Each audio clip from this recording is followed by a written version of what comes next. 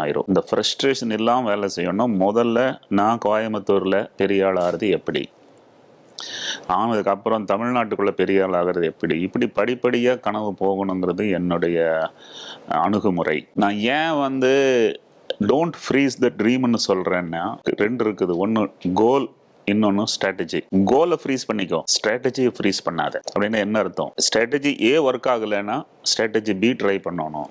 5 strategy try பண்ணியும் கூட work ஆகாமல் போச்சுன்னா 6வது ஸ்டார்ட் பண்ணணும். அப்படி இருக்கும்போது கொஞ்சம் பேர் ஸ்ட்ராட்டஜியை ஃப்ரீஸ் பண்ணிடுறாங்க. அந்த ஸ்ட்ராட்டஜி ஃபெயில் ஆனதுக்கப்புறம் அடுத்தது என்ன பண்ணுறதுன்னு தெரியாது. அதுக்கு தான் நான் சொல்லுவேன், freeze the goal but don't freeze the strategy.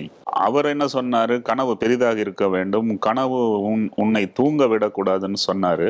அதை நான் கொஞ்சம் டிஃப்ரெண்ட்டாக சொல்லுவேன். ஆசை என்பது எல்லாருக்கும் இருக்கும், ஆனால் அடைந்தே தீர்வேனுங்கிற வெறி கொஞ்சம் பேருக்கு தான் இருக்கும்.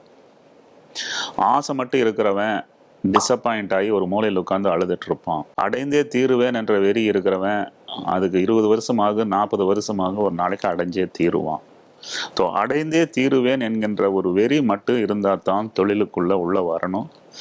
ஆசைகளை வச்சுட்டு இருக்கிறவங்க எல்லாம் வந்தாங்கன்னா அது ஃபெயில்யூர்னு கண்ணுக்கு படும்போது விலகி